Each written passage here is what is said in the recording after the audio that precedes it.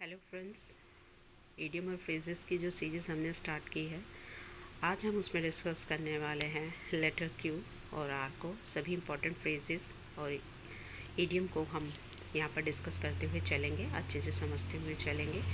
तो चलिए आज की इस वीडियो को स्टार्ट करते हैं। लेटर क्यू से स्टार्ट करते हैं। नंबर फर्स्ट पर है हमारे पास क्यूर फिश। क्यूर फिश होता है स्ट्रेंज पर्सन, कोई अजीब इंसान जिसका एंट्रिक बिहेवियर होता है, जिसका बिहेवियर समझ में नहीं आता है, तो उसके लिए क्यूर फिश कहा जाता है। One can not make any thing out of Sohan's attitude as he is such a queer fish.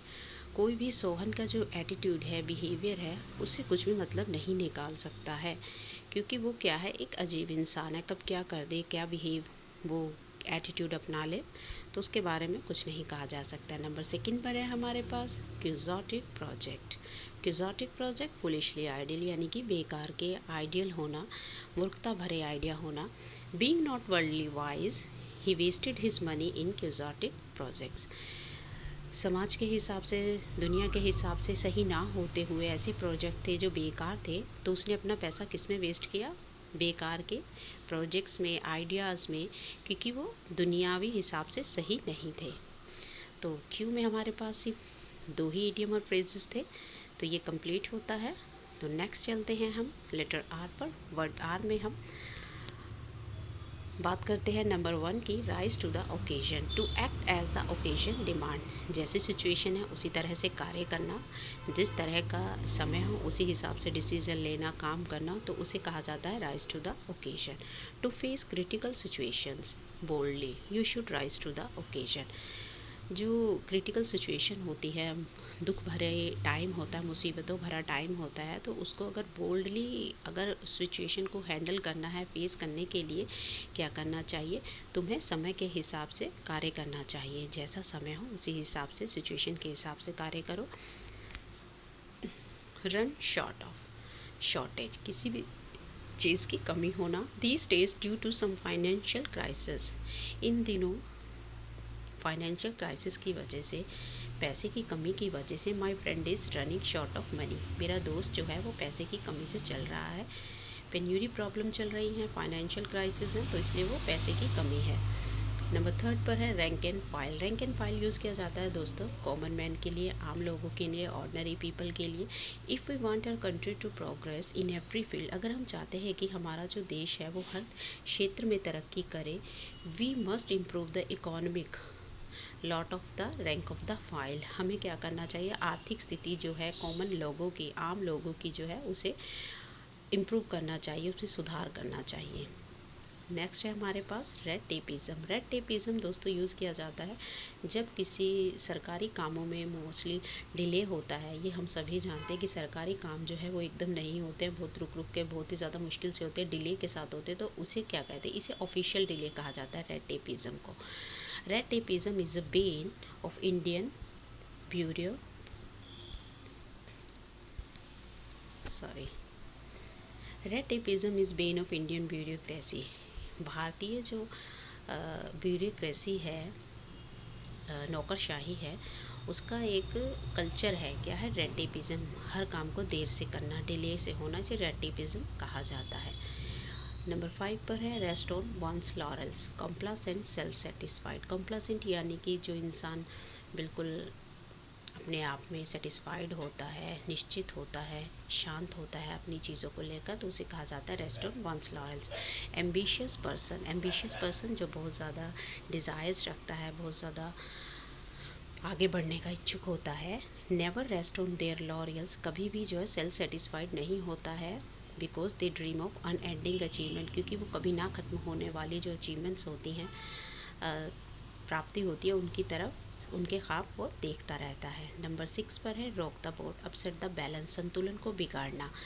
संतुलन को बिगाड़ने के लिए यूज़ किया जाता है रॉक द बोट, जब कोई चीज़ बैलेंस में चल रही है और अचानक से उसको अपसेट कर देना, तो उसके लिए ये यूज़ किया जाता है। If your party withdraws the support, अगर तुम्हारी जो पार्टी है जो सपोर्ट कर रही है उससे हाथ पीछे खींच लेती है, विदड्रॉ कर देती है, पीछे हट जाती है फ्रॉम द गवर्नमेंट, सरकार को जो सपोर्ट कर रही है उससे पीछे हट जाती है, इट में रॉक द बोट, ये संतुलन को ख़राब कर देगा, यानी कि जो एक गवर्नमेंट सही चल रही है वो एकदम से संतुलन उसका बिगड़ जाएगा। नंबर 7 पर है रेड हेरिंग।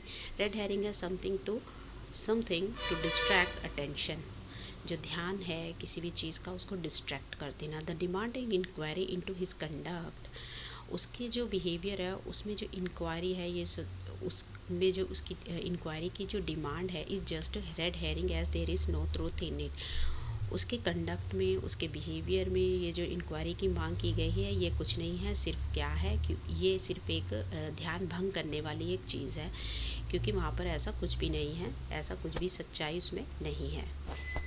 नंबर 8 पर है rip up old sores to revive forgotten quarrel, यानी गड़े मुर्दे उखाड़ना, पुरानी बातों को फिर से खोदना।